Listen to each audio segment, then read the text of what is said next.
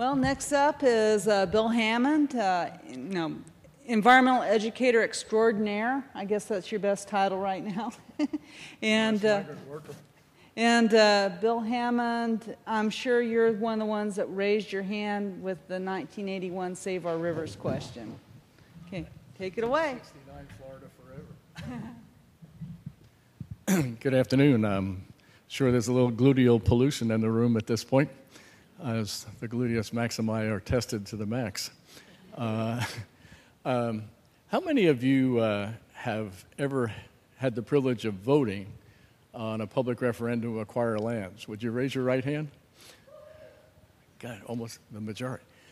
How many have given to a contribution or provided volunteer work for a public sanctuary or public land?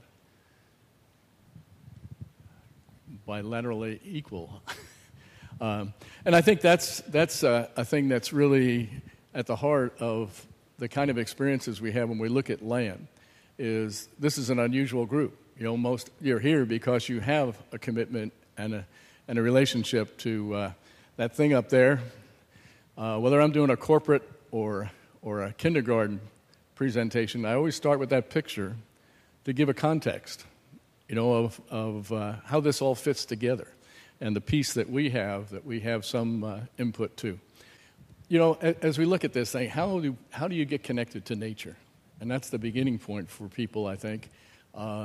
We've seen now that we're in the third generation of people disconnected from living, for the most part, our society, living close to nature. And the value then of these kinds of public lands, or trying to sell people the idea that they ought to buy public lands, is a bit of a challenge. When lots of people have a real in-depth knowledge of mallness, but not of greenness and natureness. There are very different spectacles and ways of operating. Both of them are natural, created by human beings and interacted with human beings as just another one of those billions of us that share that planet. But as you look at this, when we look at the connections here, the relationship, the ancient Greek ecos, anybody know what that meant? When the ancient Greek is translated, ecos means house and grounds.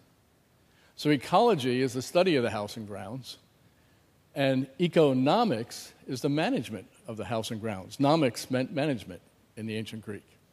So here you have the same word root, and you have the economy tied to the ecological systems, and right in our own vocabulary, and yet very few people see that connection. And it helps to help the business people and folks that don't have those connections to understand that relationship, that money and the productivity of green spaces come from the same energy source. Did you ever think of it that way? Howard Odom taught me that. The unified piece is a kilocalorie to measure it, and the measure that we're doing is of sunlight.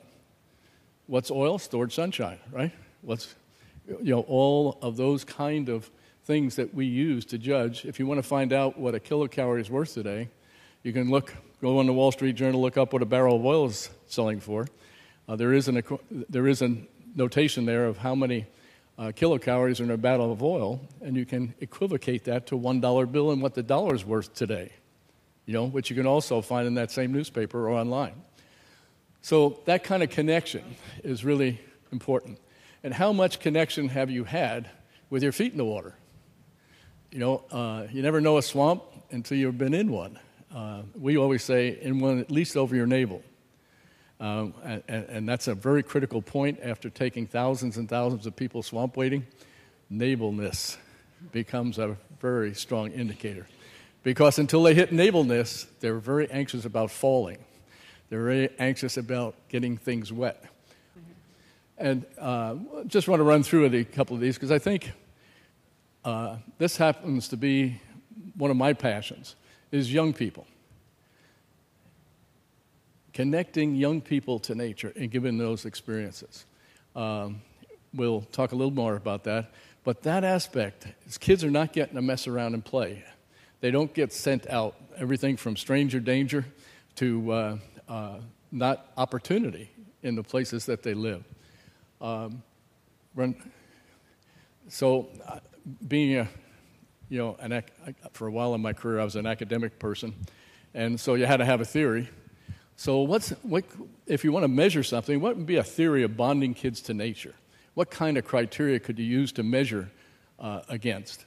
And I know that there are things we learn from nature, there are things we learn about nature, and there are things that we can only learn in nature. And my grandfather taught me that. Now, what we do mostly with kids is teach them the bottom one. Learn about nature, our best video, our online field trip, where you will see kids out there wading through the swamp or wading out in the mud flat. But there's a certain difference between wading wet here and being dry in the classroom and looking at people out there. There's not that same body connection to it and body-mind connection to it. What my granddad also taught me was, you got to get into nature to be able to experience it. Art Marshall taught me the same thing the first week I came to Florida. Took me wading in the Everglades, and that gave me a whole different context of what that place was about down there. Learning from nature is the payoff, though, is if you can understand how natural systems function, and we heard a lot of good insights to that today from professionals who have studied, from their perspective, how natural systems work and how cultural systems work, including the engineering profession, and how they try to manage, just like Kathy and Alex here manage lands for public lands. As soon as you decide, as Rosalind just said, that you are going to manage, now you have to make decisions. What are you going to manage for? To what degree are you going to return, successional processes, or let them advance at their own rate? To what extent are you going to use fire? Bob Repenning over there has that problem at 6 Mile Cypress. You're in an urban area. Are they going to let you burn? Or are you allowed to do certain other things because of the restrictions from those around you? So I cobbled this little theory together. I had a chance to do a little work with Steve Kellert and E.O. Wilson. And I think everybody in here is probably familiar with the biophilia hypothesis.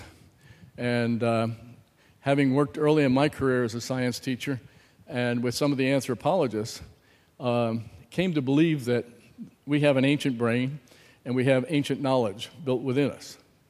There are things that are deep-seated that you don't think about, but you react to, like water.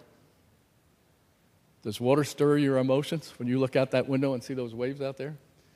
Even a picture of water on a wall can evoke an emotion. We have this tremendous affinity for water. We have an affinity for, theory is we evolved on the edge of the veldt, right? In a semi-grassland forested area. So we like we want canopy over us. You want to be under a canopy, but you want perspective. You want to be able to look out from under the canopy. Does this make sense for survival when you were living on the edge of the veldt? And I could go through a series of those. Right now I use those as criteria for evaluating developers and their development plans, using those kind of Kellert principles. An old colleague, Howard Gardner, worked on a theory of multiple intelligence he developed while he was working with the country of Venezuela to raise the IQ of the entire country. It was called Project Zero. How's that for taking on a task? The Minister of Education said we have to raise the IQ of our entire nation. So he hired Harvard and Howard at the Education College and Psychology College at Harvard to come down and develop a national plan for raising the IQ of the entire nation. Without getting into all the details, they did it. And they were able to show that there was an advancement in the IQs of people overall in the country of Venezuela. The trick was they started at pre-birth to teach people. Pre-birth. Getting parents to think about their children in the womb and talk to them. Play music to them. Do all those kind of things. And then at birth, the midwife would have the parents connect and bond with the child deliberately, and then make the responsibility for them for learning for the rest of their lives that parent's responsibility. And then give them some materials to hang in cribs or hang in the bassinet or whatever the child was in the basket. And you see, you can buy those in all the stores today. You know, the black and white patterns, the black, red, and white patterns, bold patterns, all that stuff came out of that kind of research. So Howard had 10 intelligences first, and we were on a lawn up in Connecticut at a conference, and we said, there's a naturalistic intelligence. There are people that have this brilliance of being able to read the environment. Now, he has criteria for what you can base an intelligence on, and I don't have time to get into that, but it's things like there has to be a formal content to it. It has to have its own structural information piece. It has to reside in one part of the brain that has a special processing function related to that intelligence. Things like spatial intelligence, things like ability to introspect, or ability to deal with large vision, the ability to look at spatial places and be able to read them. And, you know, you ever watch somebody hang a big art show? You know, and they just seem to know exactly where things need to go, and boom, boom, boom, it gets done, where most of us would stand there and say, well, may I put this one here, and so on. The thing I learned working with kids in environmental action over the last 45 years is they need mentors. Mentorship is very important to people's ability to move forward or their opportunity to move forward. And a mentor is somebody who steps in and helps you, opens a door, and you may not even know they did it for you. But a mentor helps you grow and see opportunities that you can't see yourself. The third thing is sensory connections. Rachel Carson. She actually visited down here. One of her chapters in The Edge of the Sea was written about the beach at Sanibel Island and the southwest Florida coast here. And one of the things, Rachel wrote a little essay for her nephew, or from her experience when she adopted her nephew when her sister died, and it was called A Sense of Wonder. She said, what every child needs is at least one adult who shares that sense of wonder and joy. Now, I don't know whether you noticed that second picture I put in there. This is a test now. Twice I repeated about nature, from nature, right? And what's the other one? In nature, right? What was the second picture where I had that caption on it? All right? It was a child and an adult, right? That relationship. And the reason she thought that's so important is when that adult runs through the puddle with you, the child splashing and having a joyful time, or sitting on the edge of the seawall here with spray coming over you, that's that sense of joy and wonder being shared. And what it says to that child is this is important in our culture. This is worth doing, right? And that's the affirmation. So just sending children out by themselves will not get you the same results as if you or another adult can share that sense of joy and wonder. And then quickly, deep play. Diane Ackerman, you've all been into deep play. And when you're in deep play as an adult or a child, you forget about time. That's why I have trouble speaking, because I get fun out of this, and I can never remember to stop. But deep play is losing that sense of time and connection to other things. You're so engrossed in it. You watch kids go it. This baloney about 20 minutes attention spans for kids. You give kids something they're interested in, they will spend hours. Trained my little granddaughters. Took me a couple of weeks to train blue jays to take peanuts off shoes. And to get that little tiny toddler out there and sitting on a rock and say, if you sit here and I put a peanut on your shoe, I bet a bird will come down and pick it up. And of course, you got to wait till the blue jay neighborhood comes around and then get that peanut on there, and sure enough, and it's like, wow. And a week later, you can be laying in a hammock with peanuts on your chest, and the blue jays will pick them right off while it walks across that child's, and looks it right in the eye. When you look in the eye of a wild animal, it gives you a different feeling. So that deep play, the cultural filters. Daniel Quinn, great author, wrote a book called Ishmael. And the powerful line in that is, you become what your mother culture whispers in your ear. Think about that. You become what your mother culture whispers in your ear. If you're afraid of snakes, what do you think's going to happen to your kids? And so on and so on and so on. As you go up to learn, there's a whole series. I've spent a lot of time working with learning styles and brain dominance. GE spent $1 million developing a one-week institute for corporate executives based on brain research called Applied Creative Thinking. That's how corporately they could, sell it. Applied Creative Thinking. And no two of us are wired the same way, but we have patterns that are similar and together. Then the cognitive connections. There is content to this. There are things to learn. Rosalind and Juliet just gave us a really heavy presentation with relevant insight to a lot of different plants, right? That's content. That's knowing. That's building knowledge base. And then that's the cognitive connections. And you have to be able to give the kids these opportunities when they're ready for them. And it's not a matter of age. It's a matter of since they're ready for them, you will know that they're ready for a new experience or a new opportunity. And then finally, responsible action is helping people learn how you take responsible action within the bounds of our legal system, mostly, and create change in the democratic system. And then this one is the heavy slide for me. Mm-hmm. The three basic things that we found are very helpful in trying to sell people on why it's important to buy lands and pay for management for those lands. Linda Riley here is suffering through that problem, as many of us are in Lee County right now, where the commissioners have not understood this yet quite, but they're new commissioners for the most part. First is the services of nature. You've heard that mentioned many times. If you haven't read Jim Beaver's work, it's online and on the website. It's very good. It's terrific stuff, and it's very deep.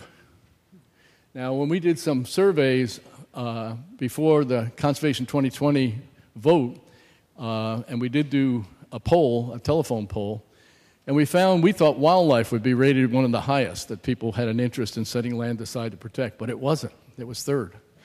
Water was number one.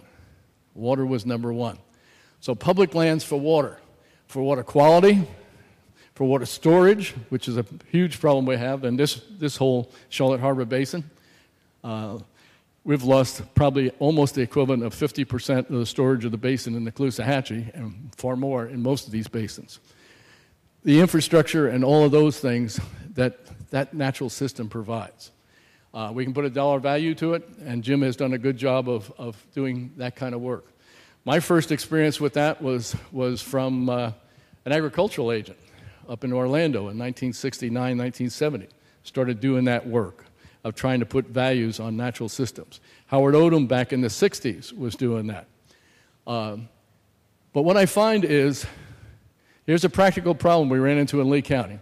We start giving elected officials and business people the services of nature, and then you put the dollar values to those, and all of a sudden a piece of land goes from being on the market for $1,500 or $15,000 to its real value to the public, maybe $250,000. You know what the answer is you get? You don't want to tell people that. They'll all want $250,000 an acre for their property. Right? You can't let them know that. So the real estate appraisal system doesn't consider at all the natural system functions for the most part. There's a little bit tweaking going on that's moving that way, but it's way out of line. So we find that's really powerful information to have, but it's not the way you're going to sell your campaign or sell a property. I find the biggest one in the economic argument is avoided costs. Odom did studies in these three counties, including Charlotte County, back in the late 60s. And one of the things we found was, and it's common sense, once a community reaches optimum growth. Now, you don't know what that number is. Remember the sustainability talk we had this morning? Or this afternoon, we don't know what that number is. For Lee County, we estimated back at that time was probably between 250 and 300,000 people. Lee County would be in a sustainable position. Now, I had to come up with some kind of argument. How do I know when it's sustainable? So you know what I use as a criteria? It's sustainable when I know I get more from my taxes than I did the year before. And when I start getting less, It means I'm paying for other people. It means we're over the hump now, right? We're staring the cost that the county has put us in or the government has put us in where they can't carry the cost, so they're raising my taxes. And now they don't clean my ditch out every year anymore either. And now they're charging me to park at parks. You know, that's when you know you've been past that opportunity of being optimal. Now, once you get past optimal, you don't have to stop growth. Odom had these numbers, and he was giving a talk, and I said, seems to me, Doc, it's a 60-40 rule or somewhere around the 50-50 rule. And he said, what do you mean? Well, I said, if we save our mangrove forests because of the productivity of mangroves, we probably only, don't have to have as much uplands as long as the inflow streams, and the critical habitats are protected. On the other hand, if we do, like Sarasota County did, or other counties like Pinellas did, wipe out a good part of the mangrove forest, then we better save 60% of the upland systems. Isn't that an interesting proposition? So, Lee County, when I was on the South Florida Water Management District Governing Board, one boring meeting, somebody dropped a map on my desk, and I started reading it during that boring meeting, and it had all of the public lands for all counties in the South Florida Water Management District. And I started coming down. Martin County was under 30%. I estimated we get to Palm Beach, Broward, Dade, there, Palm Beach and Broward were at that time probably around 45% in public ownership because of the Everglades, and the property had been purchased. You got the Dade County, and they're up to 60%. You got the Monroe County, they were in the 80% range. You come around to Collier County, about 67% of Collier County is in public ownership. You come down to Lee County, 9%. Linda did a map called the Blood Map. Took all the land with all the zoning categories and anything that said you could develop it, went into the red category. And everything else went into yellow for agriculture and non-intensive programs. That was pretty powerful stuff for people. When they saw that graphic of that, it's like that, was it the Comcast or somebody's ad about people seeing dots on a map until they finally see it's the U.S. because they have coverage. But that just hit people. That would have made Lee County, with the comp plan it had, more dense than the densest county at the time, which was Pinellas and still is, in terms of infrastructure, development. Now, Pinellas has even put in a land acquisition program. So, avoided costs means that if you buy that 40% of additional land in Lee County, we don't have to provide schools for it. We don't have to provide much fire protection. We don't have to provide medical services for those people. You reduce the sprawl. Those are all really critical pieces. So those avoided costs means that taxpayers in the future will pay less money in taxes to service those things than they will if they're developed. Because, I have another slide a little down the road, but I'm going to jump ahead for it and tell you about it, and then you'll see it as it passes. And that is only a couple of kinds of land uses pay their way in ad valorem taxes. You know what they are? What's a guess? Well, this would be land use categories, right? What land use carriers pay their way. This came first out of a study by, I just lost his name. It'll come back to me, the agricultural agent in Orange County in 1969, 70. And since then, Hank Fishkine's done two more studies, one in Collier County, and it came out almost identical. What land use category probably gets the least amount of servicing required by government agencies? Well, agriculture. Is there any more or less impactful than agriculture? Natural lands, right? Agriculture's number 2. But, the only kind of agriculture that Howard Swanson, the guy who did the first study, found was unimproved pasture. Now, Hank Fishkine's study in Collier County just a few years ago showed improved pasture pays. But when I looked at Hank's work, he didn't consider the fact that, for instance, getting a permit from the South Florida Water Management District. Now, when I was on the governing board, I asked for a study to see how much a permittee pays for a permit and how much the permit costs the district in time, labor, and materials. And at that time, we were about 30%. So the public's, again, subsidizing 70% of the cost of just that permit. And you go to improved pasture, the implication is you're moving goods out of there after you get your district because you invested in infrastructure costs, right? It means you got more impact on roads now. It means you got more impact on putting trucks on the roads, and so on and so on. So you see, that one doesn't work. But there is another category, and somebody mentioned it already, and high-priced waterfront homes, particularly beachfront homes, pay their way. The mansions along McGregor Boulevard, they average 17 trips per day to their houses. It's hard to believe, but that was part of one of the master's, that was Mark Brown's master's thesis, looking at how many trips per day happened in the high-end residential areas versus the poorest areas of town. And he came up with the edge index. You could find out by looking at an aerial.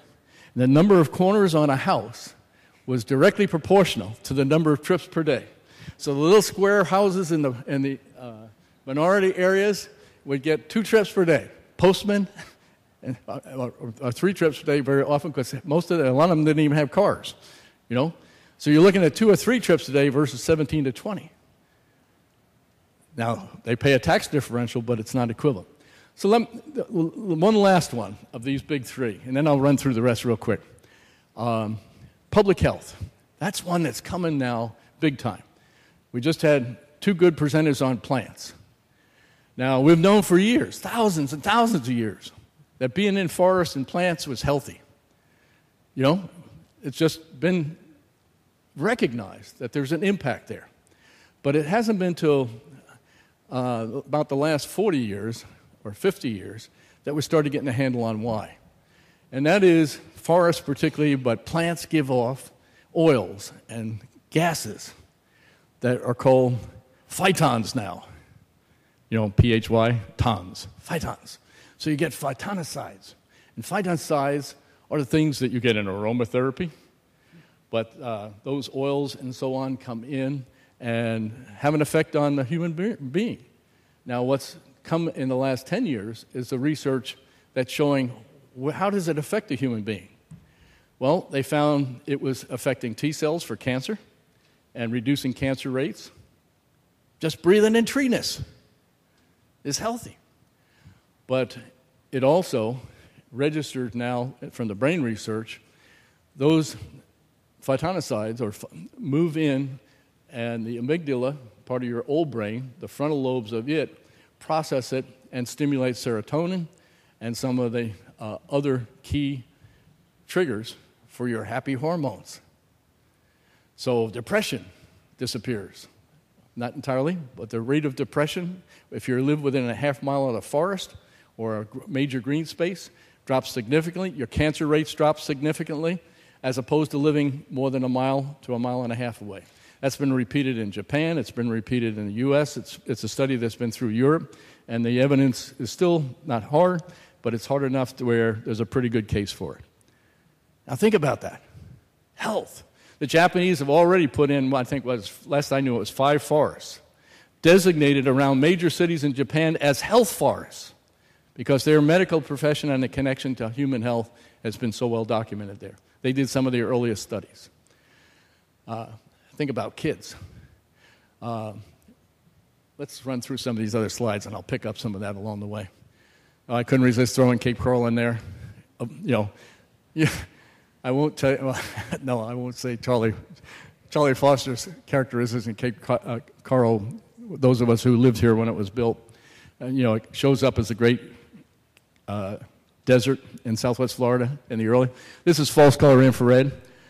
The whiter something is, the more of an energy consumer it is. The redder or pinker something is, the more productive of carrying sunlight into biomass it is. Look at those mangrove forests around the mouth of the bay and into Pine Island.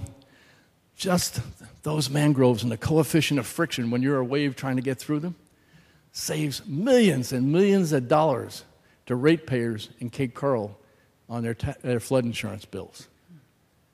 Take those mangroves out, and I doubt anybody in Cape Coral, except maybe in one little quarter, would be able to afford their flood insurance. Or Cape Coral would have to dig much bigger canals to make much higher land, right? Those are the choices. So that's an example, right, of a cost. When we were doing the 2020, why doesn't Lee County have to go to advanced tertiary treatment like Chesapeake Bay and the Great Lakes have to get rid of those extra nutrients that are in You know, if we only still treat sewage at about the 90, we've gone from the 90% range up to a 95 plus a bit now. Why don't we have to do that like they did in those other communities? Mangroves, seagrasses, filter feeders, they pick up our crap and they recycle it. So you know what that's worth in dollar bills? It's worth the cost. You learn in math in school. I'm sure you remember the law of diminishing returns. You know, if somebody gives you a whole room full of sand, getting the last grain out will take more time and effort than finding it, and then the whole rest of the room took, right? The last one. So when you try and get that last 5% out, it costs more than the first 95%. So that means that just the plants and critters that are filtering our water for us right out this window are equal to the cost of all our sewer plants and their annual operating costs. You know how many millions and billions of dollars that is a year? Anyway, but we don't want to talk, that one you could talk about because they can see that.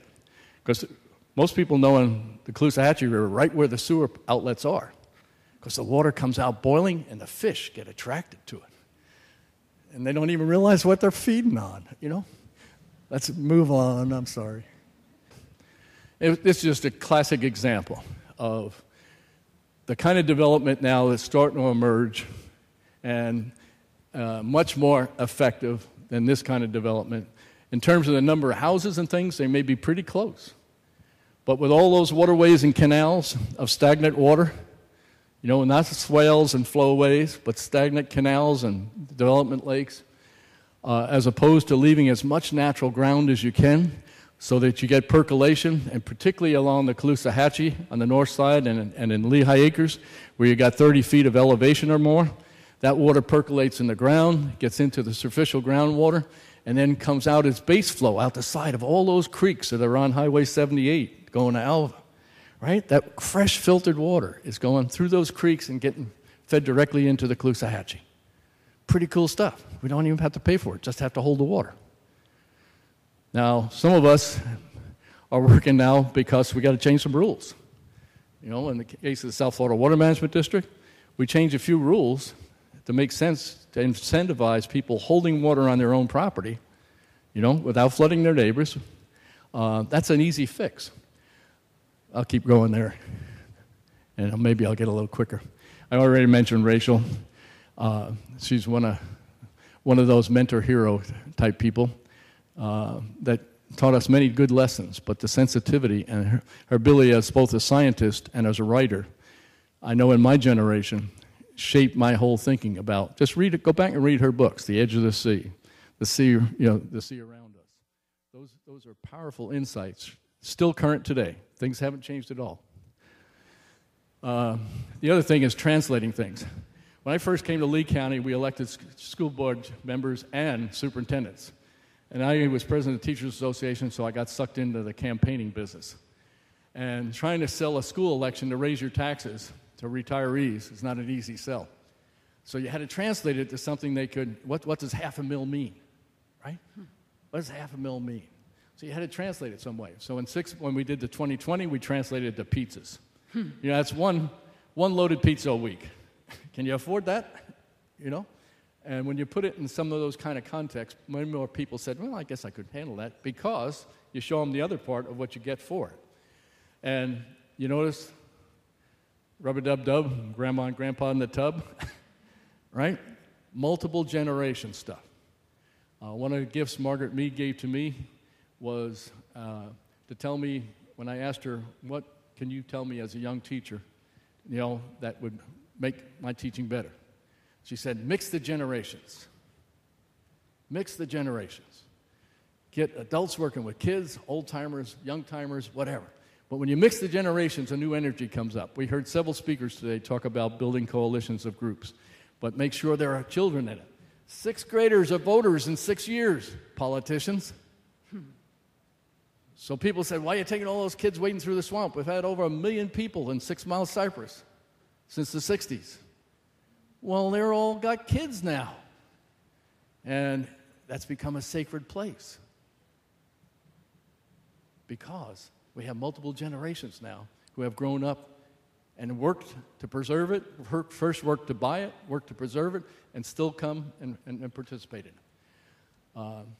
And just giving those engagement pieces, there's a big movement. Richard Louv, Rich wrote that book, The Last Child in the Woods, and Rich, as a really gifted journalist, was able to put together and back up the things that many of us have been working with and doing for years.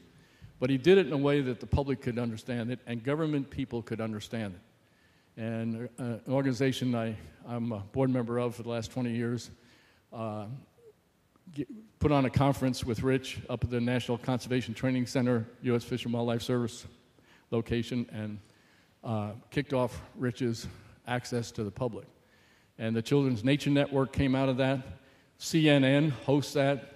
About 40 major corporations all back it, of getting children into nature. A bill came out of Congress in it, and that's a movement. So we're trying to get every developer to even add play lots. And play lot is just a lot you don't develop. You let the kids mess around with it, you know. Cape Coral didn't make you mow it so so the kids don't get bitten by snakes, you know. Anyway, I won't go there anymore. So you grow a program. And I learned that in sports, you know, that we can work with the old-timers, with the voters, and think that that's going to get a program through.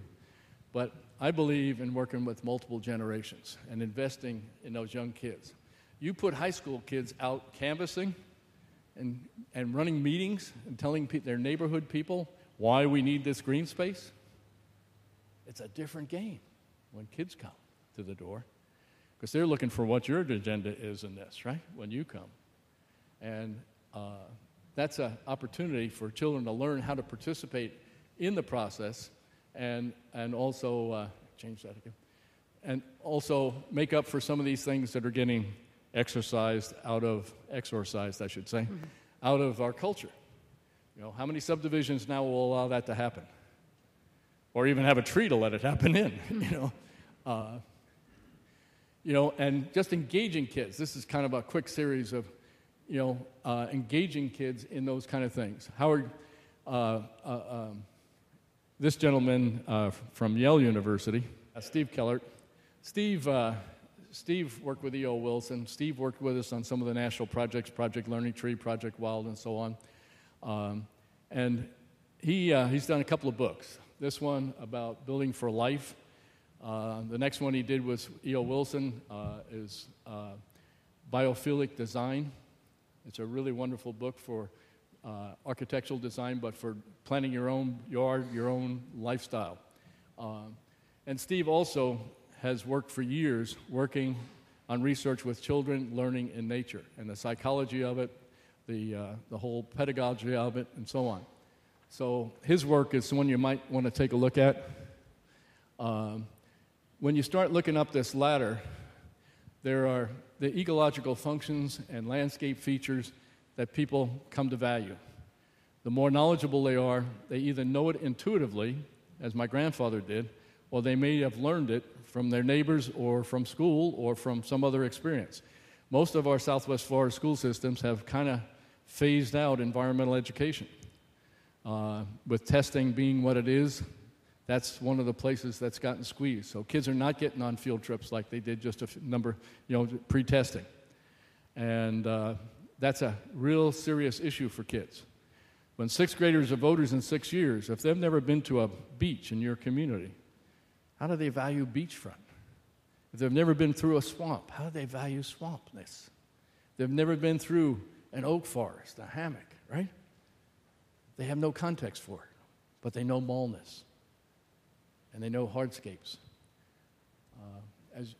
And these phytons and phytocides, I think, are going to play a big role because the medical profession has just ramped up research, and it started because of the kids to a large degree and the nature networks questions. Because we, at the first conference, we had Atlantic Disease Control pediatricians there. We had Harvard Medical School. We had Johns Hopkins. We had Stanford. So you had leading medical professionals who have thought about this but never really thought about how to act it. How do you write an RX, a prescription, to take your kid in the woods. And that's what some doctors are doing now.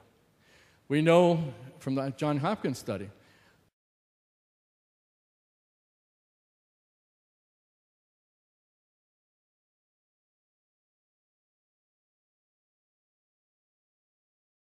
and immediately after he sees it disappear, he gets online, calls his teacher, his instructor, and she called me and said, this guy said he just saw a panther go through, on the boardwalk. Could that be?